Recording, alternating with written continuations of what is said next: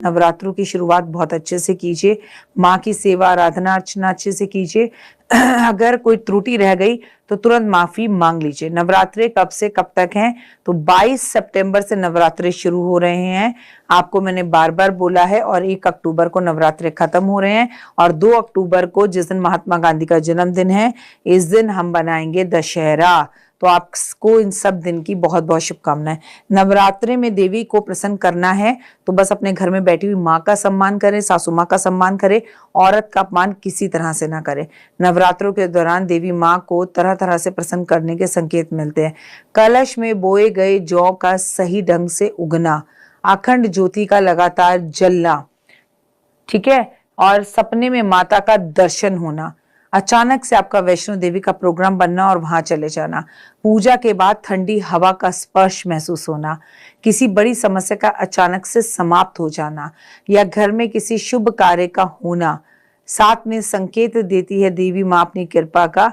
आशीर्वाद के लिए आप बैठे हो और अचानक से आपको कोई खुशबू आने लगे, जो खुशबू घर में है ही नहीं और किसी ने प्रयोग नहीं करी, तो मतलब समझिए एक हवा के झोंके के तौर पे माँ भी अभी आपके घर में से निकलकर दूसरे घर की तरफ गई है। आपका बेड़ा पार होगा। और अगर आपको ऐसे संकेत मिलते हैं तो आपको जीवन में बहुत फल प्राप्त होने वाले हैं। ऐसा हम नहीं कह रहे, ऐसे हमारे बुजुर्ग कहते थे। अगर नवरात्रि में नारियल टूट जाए तो अनर्थ नहीं होता, बल्कि निशुभ होता है कि माँ ने उसे भोग लगाया, भेंट स्वीकार करी। अभी मैंने आपको शुभ संकेत बताए, लेकिन नवरात्रों में कुछ अशुभ संकेत भी होते हैं। जैसे नवरात्रों में जौ का सूखना, पीले पड़ जाना, मतलब परिवार में कोई परेशानी आ सकती है। अखंड ज्योत का बार बार बुझ जाना यूं तो अच्छा नहीं माना जाता, लेकिन मैं कहती हूँ घबराने की बात नहीं है। सपने में काली बिल्ली का दिखना अशुभ संकेत है। आप जहाँ जाएं वहां पर बिल्लियां आ जाना, ये शुभ संकेत नहीं है। जो जीवन में आने वाली परेशानियों का इशारा देते हैं। ऐसे में संकेत माना जाता है कि व्यक्ति अधिक से अधिक भक्ति करे, दुर्गा जी का नाम ले और दुर्गा जी से क्षमा याचना करे, तो उसका जीवन अच्छा हो सकता है। सपने में आधी अंधेरी रात देखना, भविष्य का लंबा संघर्ष में दिखना, भविष्य के में हाथों से कोई चीज छूट जाना, अपने आप को हाथी के द्वारा दौड़ा हुआ या मारता हुआ देखना, ये सब शुभ संकेत नहीं है। अशुभ संकेत का क्या करना चाहिए? यदि आपको कोई अशुभ संकेत आता है, बाधाएं आती हैं, तो तुरंत माँ दुर्गा की पूजा, दुर्गा कवच पढ़ना शुरू करें। ऐसे में संकेत का मतलब है कि आपके अपने कार्यों पर ध्यान देने की आवश्यकता है, इसीलिए आपको दुर्गा माँ की पूजा करनी चाहिए, उनसे क्षमा मांगनी चाहिए। सकारात्मक रहें, माँ दुर्गा की आराधना विश्वास के साथ करें और माँ दुर्गा आपकी रक्षा हर वक्त करेगी। लेकिन अगर यहाँ श्रद्धा और भाव होगा तो ही करेगी। एक बात याद रखना, आपने इसकी सुनी उसकी सुनी, ऐसे कर लिया, आप खुद सजने संवरने में लगे हुए हैं। देखिए ऐसा नहीं है, आप खुद खूब श्रृंगार करें, काले नीले कपड़े ना पहने, आप बाल खुले करके मंदिर ना जाए।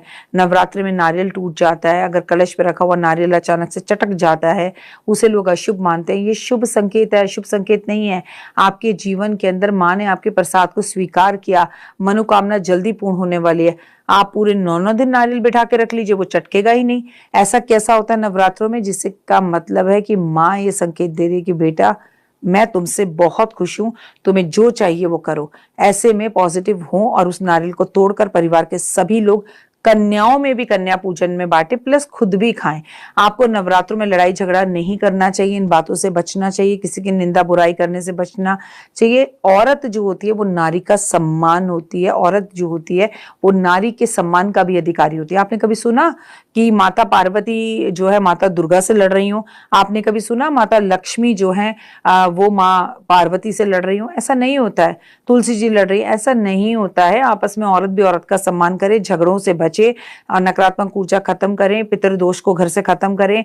माँ सब संकेत देगी। सास बहू अगर एक है, नंद और भाभी एक है, देवरानी और जेठानी एक है, घर में नियमित रूप से पूजा होती है, एक दूसरे को सम्मान दिया जाता है, तो जीवन में यकीन मानिए कि चीजें बेहतर होनी शुरू हो जाती हैं और महादेव और माता पार्वती की कृपा आपके ऊपर, आपके परिवार पे आने लगती है। नवरात्रों में माता रानी संकेत देती है, चुपचाप से बड़े मंदिरों के अंदर अखंड ज्योत जो है वो शांत हो जाती है।